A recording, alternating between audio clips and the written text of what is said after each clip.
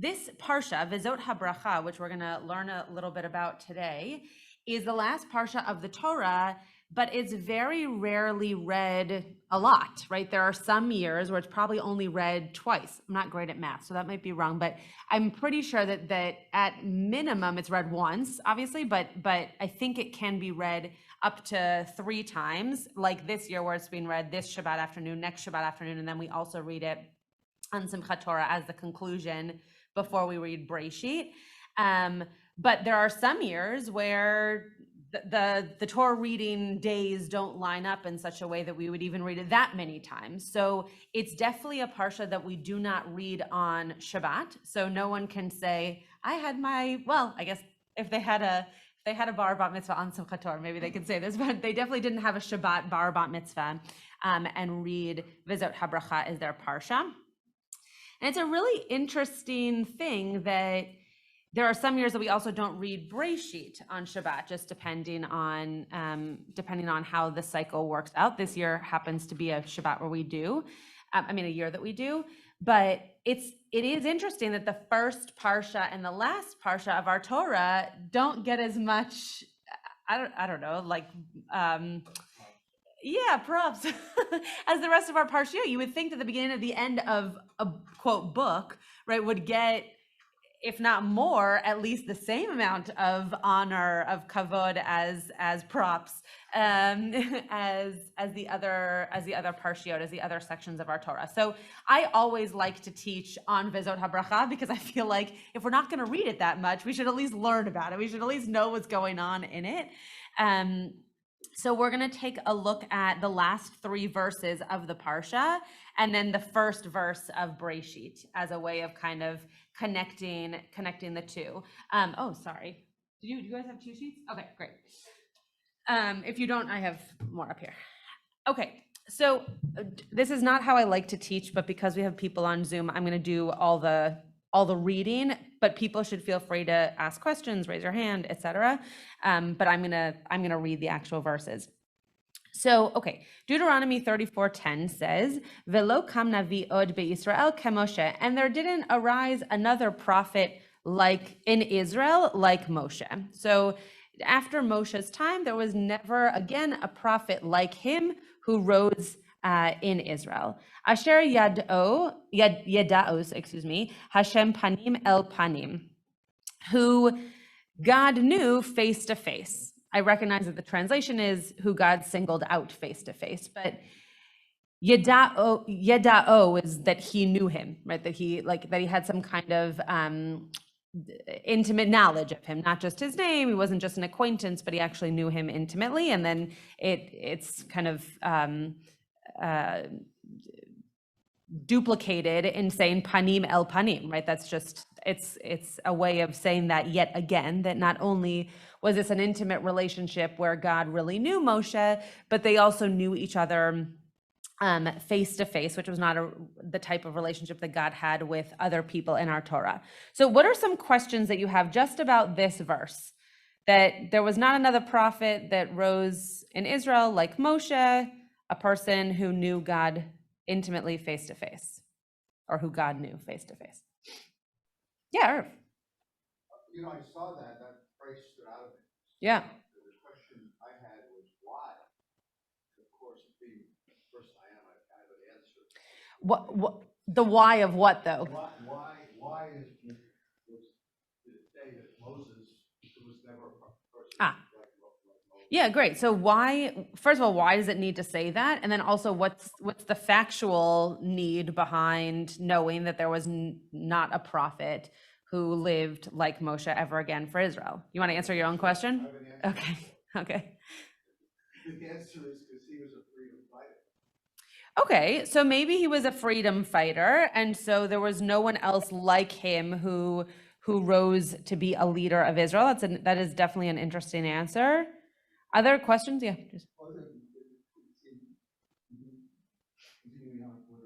Yeah.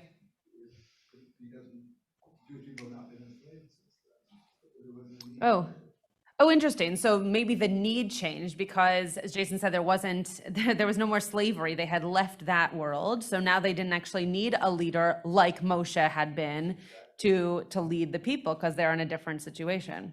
Yeah, very interesting. I hadn't thought about that, Marshall. Well, see, I was wondering, wasn't Abraham a prophet? But Abraham did not live at the time of Israel. Right. Therefore, Right. he would not be Great. in this situation. Great. And this is also saying never again, right? So if we read the Torah linearly, which scholars of Torah don't, but if we were to read the Torah linearly, we would think of Abraham as coming before Moshe, even though what we're actually supposed to do, and we illustrate this in ritual on Simchat Torah, is that we actually end the Torah by then beginning the Torah, right? We make sure that there is no end and no beginning. But as Marshall pointed out, like, wasn't Abraham also a prophet? But if he didn't live at the time of Israel, maybe there is something specific about Moshe being really the prophet for the people Israel. Do you want to follow up? Yeah. Yeah. I'm not sure what the word ode means. Yeah. Good stuff, honey. You want me to bring it to you? But doesn't the word ode also Can you mute them? Can you mute them? Doesn't the word ode also mean yet? Yeah. So ode, right. So what Marshall is saying is that here there is this word ode that comes after the word navi, right? Ode be'Israel.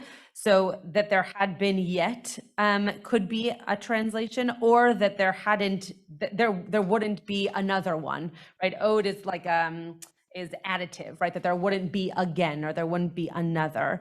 Yeah, I think you could definitely drash it to mean that there hadn't been yet, for sure. Yeah. Yeah, right.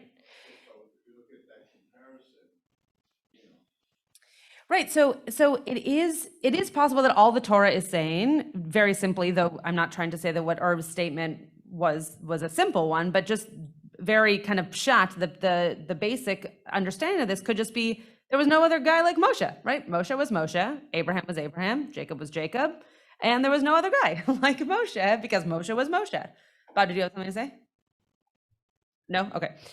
Others? Okay, so we're going to go on to the next verse. Just remember, this is 3 lines before the Torah ends, right? So if someone is reading the Torah linearly, this also isn't super hopeful, right? Well, actually, let me take that back. It could be very hopeful, or it could be not hopeful at all, right? It could be very hopeful that we just experienced a leadership style and a leadership opportunity like Moshe that cannot be exceeded, right? He did the best job. No one's going to do any better than he does.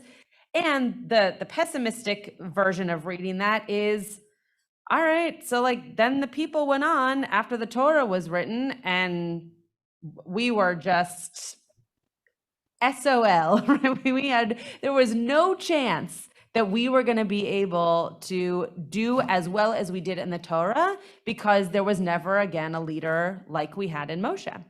Hold on, Gary has something to say, and then Bob. Yeah. What about the Messiah?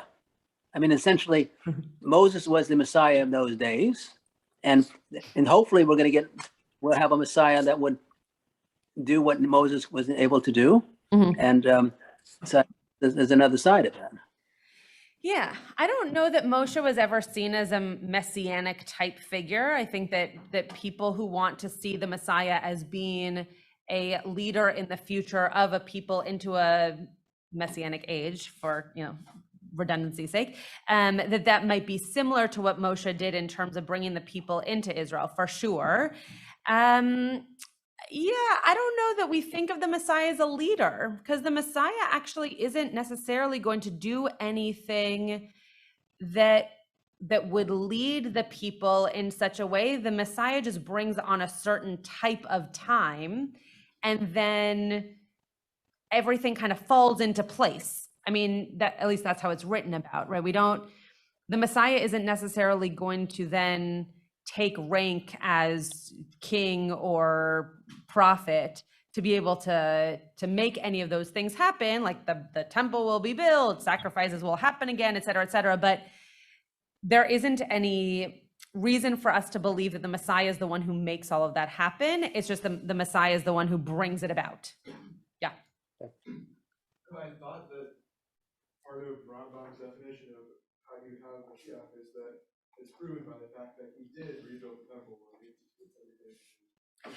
Right. But I don't know that that's not necessarily like what Moshe did and like leading the people into Israel, though, right? Like it's not like that kind of leadership of kind of like corralling the troops. But yes, for sure, it'll be a person who takes initiative and does something that allows the people to come back together. 100%.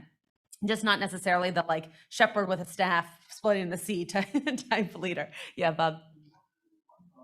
The who knows, right? Yeah.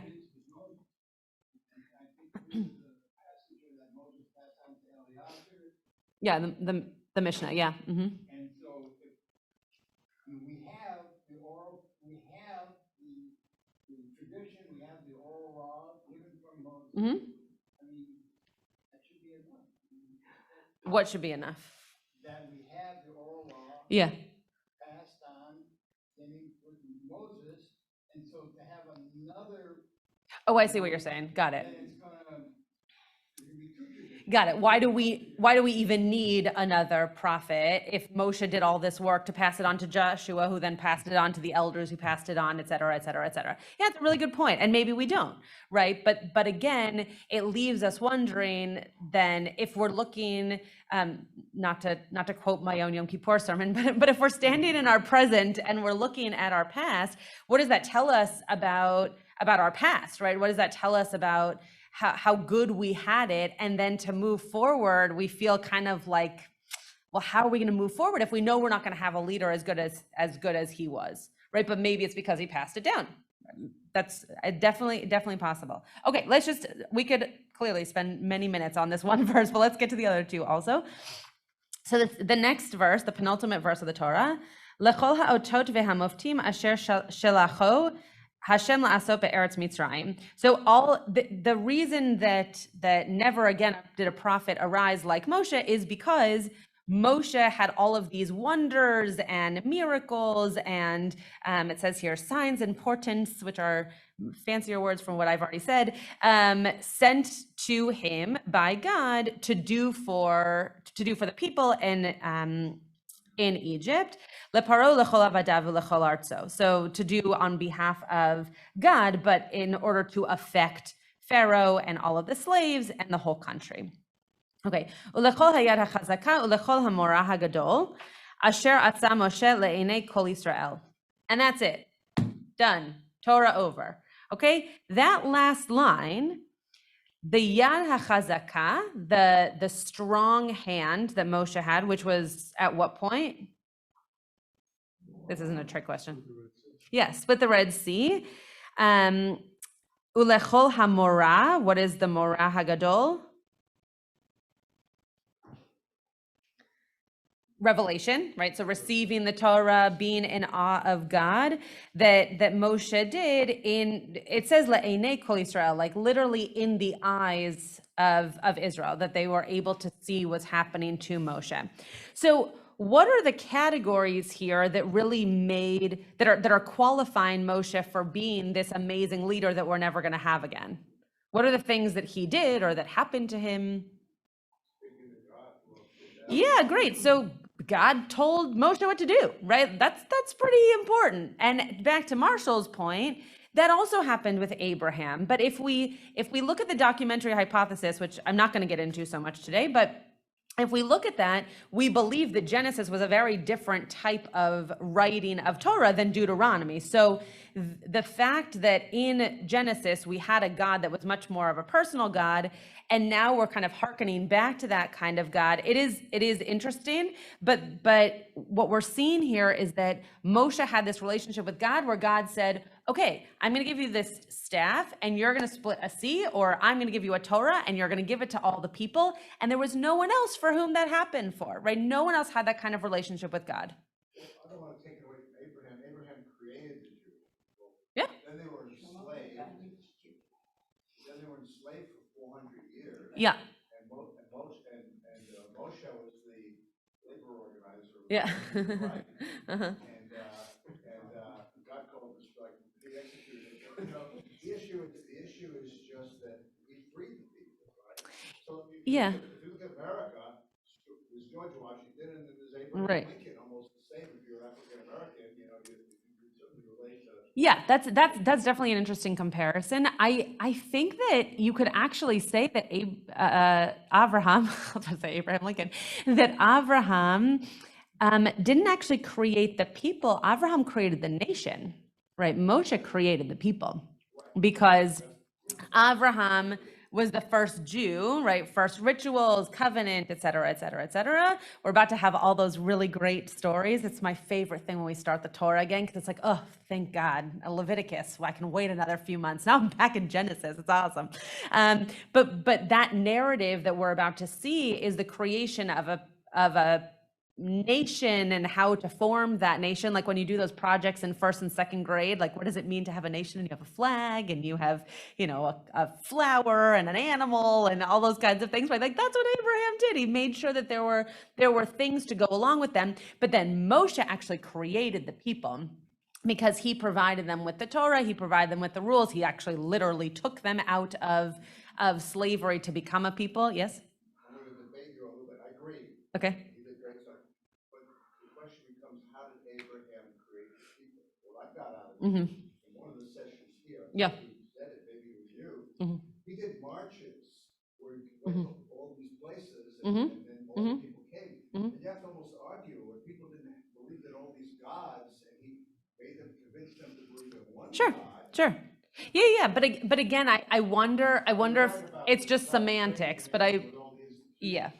Right. But I would not take away from Abraham what Yeah. he did. Oh, no, definitely not. When there's no stories, that's whoever wrote the stories' fault. Right. It's just the introduction to the rest of the story, right? Abraham had to do what Abraham did, or else Moshe wouldn't have had the people to create the people, right? It wouldn't be able to go on. How he did it. Right. Simple as Avraham Avinu versus Moshe Rabbeinu. Oh, very good. So Avraham Avinu, right? Abraham, our father, versus Moshe Rabbeinu, Moshe, our teacher, our rabbi. That is very, very interesting. Right. So the idea that Moshe not only helped us create ourselves into a people, but also was a teacher and was a person who allowed us to understand what it meant to move forward. And Abraham did very important things by helping us grow up. I love that. Thank you for sharing that. Okay, yes. Abraham did not create the Jewish people. God created the Jewish people. And the moment was, I did that it's hard. Abraham misunderstood a lot of the things. And God corrected him about, I'm not interested in you killing your son or something. You have to save life. And that was the beginning of the Jewish people. That's a lovely drash, yeah. God created the Jewish people at that moment, and Abraham agreed to that interpretation. Nice. That is a lovely drash. Okay, so Rashi writes a commentary on this idea of knowing God face to face, and it says Shehaya. Sorry, I can't read. Shehaya libo gas bo medaber elav bechol et sherotzeh. So there's more to the commentary. I just gave you this piece. So it means that he had within his heart a familiarity. Right? There was a familiarity that God and Moshe. Now you have me talking about Abraham. That God and Moshe had for one another, and he would actually speak with him anytime that he wanted. Right, which we actually know is not true. That's not actually how it ended up working. But it is interesting that Rashi reads it that way, right? That any time that, I guess God spoke to Moshe whenever God wanted to, but not vice versa. But the idea that there was this type of familiarity, right? Think about how we use communication today. The people who you know, if you pick up your phone and you text them or call them, right, they are going to be the ones to answer you. They are the people who are closest to you because they're going to either expect that you are going to be in constant communication with them, or they're like a parent or a sibling or whatever who feel a certain type of responsibility to make sure that they can give you an answer and they can be responsive to you. So that's similar to Moshe and God here, right? That they have this familiarity about one another, that they feel like they can be in constant communication. Sforno says something very interesting that is going to probably take us on a little bit of a tangent, but that's okay. Sforno says and again, I'm not going to read, actually, I'm just going to read in English. No other subsequent prophet ever attained the lofty spiritual stature of Moshe. Okay, so now he's making it a spiritual stature, not the idea of being just a leader, whatever that means. This explained the statement by our sages that no prophet is allowed to innovate something in the Torah since Moses has died. Has anybody ever heard of that before, that law? They're not allowed to change the Torah in any way? Okay, let me keep reading. This statement also explains the rule that no rabbinical assembly may invalidate a decree by another such rabbinical assembly which had preceded it, unless it could be proven to be more competent and considered of a greater number than the rabbinical assembly who had originated said decree. So that you basically need to have like real proof and also real backing to your statement, especially if it's a rabbinical, what they mean here is like a Beit Din, right? A group of rabbis who have come together, not the rabbinical assembly of the conservative movement. They're definitely not talking about the conservative movement here. But just the idea that in order to go against another Beit Din, you have to have real reason to do so. But I want to focus actually on the first part, which is that you can't change something. They use the word innovate, which I think is very interesting because they're not talking about erasing, they're talking about modifying, right? About being creative, about changing something so that it's more meaningful.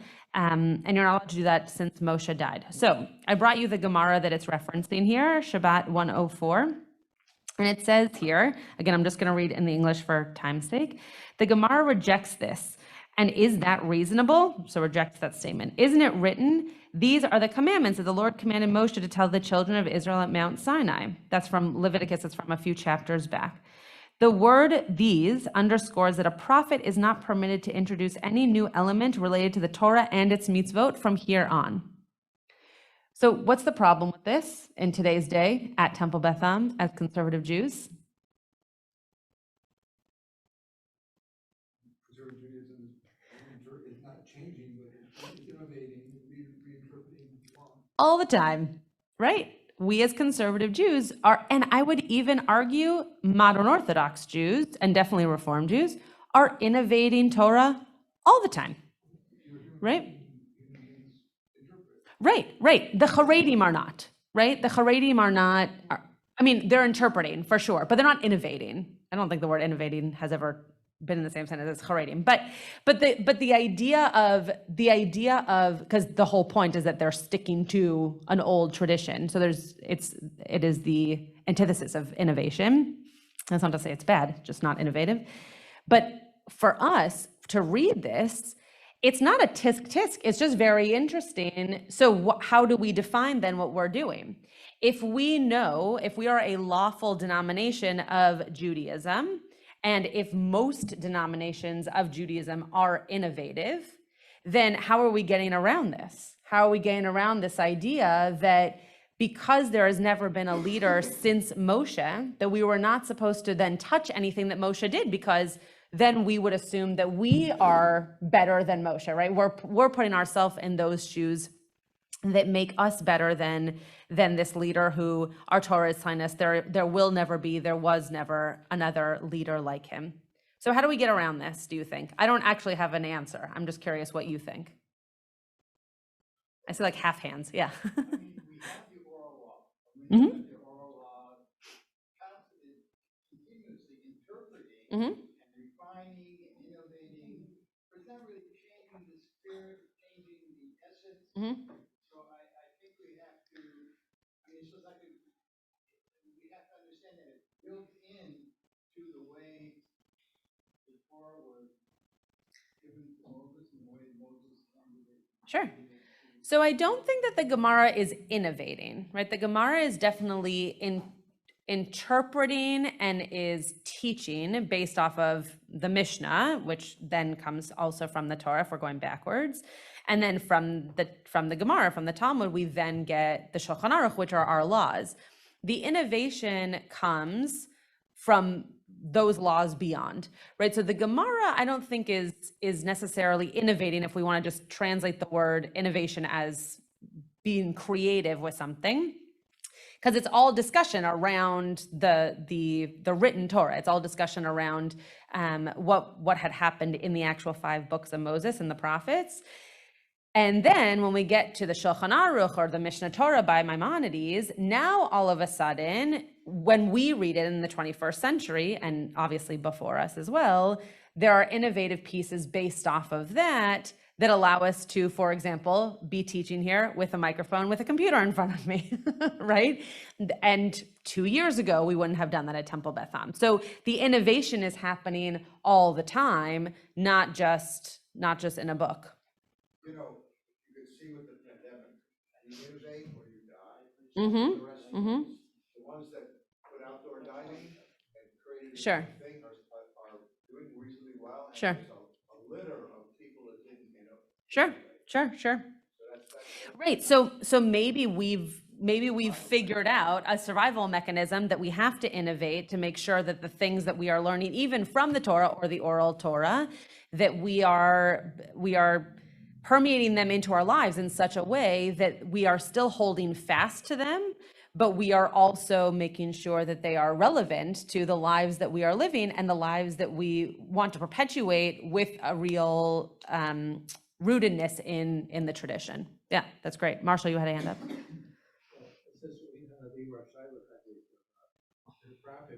Yeah. Innovate new things. Right. What if the innovation comes from the people itself? Mm. And even if they get the word Kadesh, Mm-hmm. break it into two syllables, Mm-hmm. re and new. Mm-hmm. So in effect, we are taking something which is old, Mm-hmm. and old suddenly sounds like it's like shriveled. Mm-hmm. We have the right to make something new again, to take that which has been in the past and make it new for us. Beautiful. So just the general idea that it's not changing something, but we're making it new for ourselves, which allows it to be something that we can then connect to in a way that we wouldn't be able to connect to it if we were just doing it the way that it was written hundreds or thousands of years. Right. Yeah. Nobody has the right to come to abrogate. Right. But one has the right to the Kadesh to make new again. Sure. That which is already there. Sure. Beautiful. So that we can find ways to make something feel new, be new, ritually experience it in a new way, for us to be able to connect to it. I think that's a beautiful interpretation. And I would argue, as a conservative rabbi, that is why conservative Judaism feels like we can do what we are doing in terms of understanding halakha in such a way that it works for our 21st century lives and minds. Okay, I want to skip to Rabbeinu Bachya. Yeah.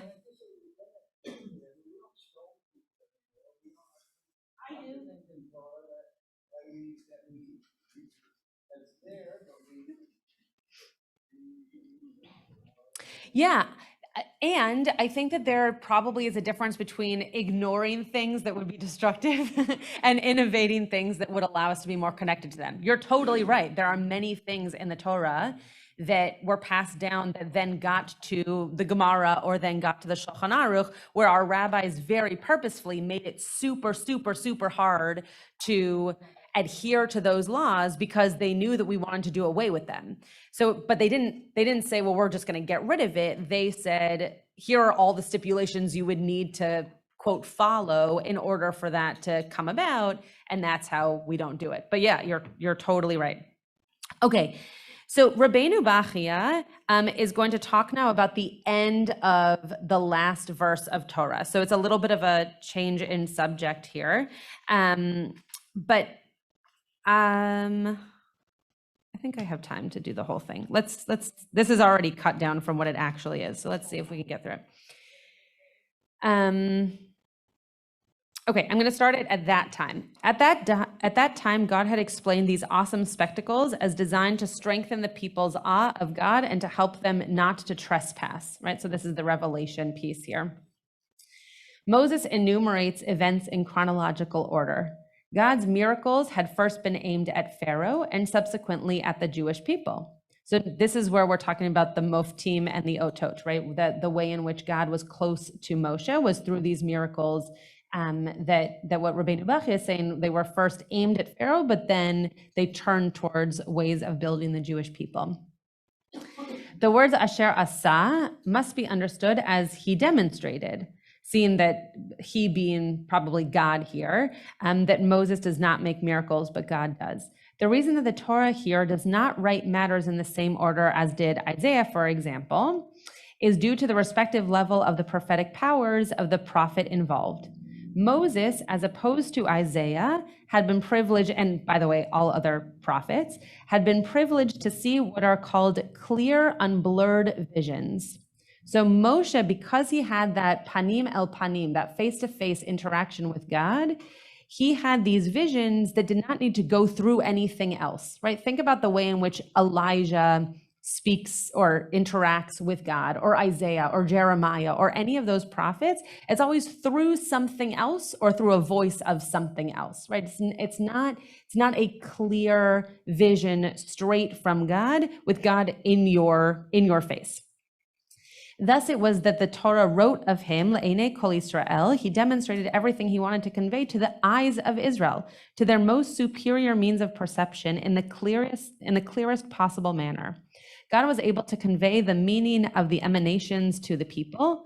I believe, Rabbeinu Bachya believes, that this is also the meaning of, okay, we're just gonna skip that. Forget that I even read that sentence. Okay, here I'm in the bold.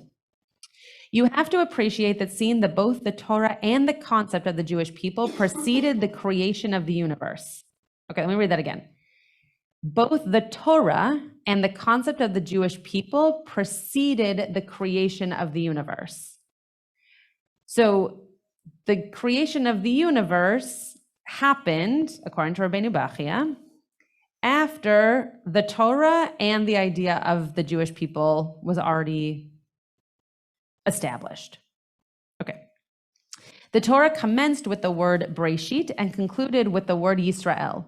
So what Rabbeinu Bachya is drashing here is that because it starts with the word Breshit and it ends with the word Yisrael, that we're supposed to understand that Torah and the Jewish people came before Breshit, because the way that we're going to read it is that there was this creation of Israel and then Breshit, right? On Simchat Torah, that's what we do. We go straight from the end right into the beginning. And if you weren't to know that we're going from one side of the Torah to the other, you might think, oh, the creation of the people of Israel, and then there was creation of the world, right? It's not the way that we typically think about our Torah, because we typically quote start with the creation story, but Rabbeinu Bachya is saying that is how he's understanding this for this particular drash. This Torah which Moshe presented to the entire people of Israel is a true Torah, something which is eternal in its function as a salvation for the Jewish people, because it came before creation, right? It's true in true meaning authentic, right? Not meaning factual, but meaning that it is authentic because it came even before creation, right? It came before we were even established as anything. It commenced with the letter Bet, right? Bereshit starts with the letter Bet and ends with the letter Lamed. Yisrael ends with the letter Lamed. You've probably all heard some of these drashot that are about to come up, which represent between them the 32 paths of wisdom contained in the Torah. If you read these two letters from back to front, Lamed to Bet, you have the allusion to the fact that sooner or later, the world as we know is subject to unraveling, to returning to the state it was in at its beginning. So if you read from Yisrael, then to Breshit, a few words later, you get the words Tohu Vavohu, right? So the world unravels. It goes from being very established. We have laws. We know what we're supposed to do. And then all of a sudden it's unraveled. That's all happening on Tuesday. You can come hear it happen. Yeah.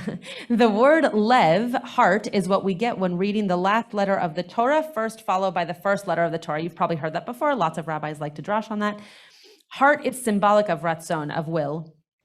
The will of God is the key to the continued existence of any phenomenon. The last letter in the Torah, the letter Lamed, is the tallest of the letters in the Aleph Bet, and it points in the direction of the root of the highest tree, the one from which all existence, which we are to witness, emanates, and which will also be the one causing it to terminate when the Creator so desires.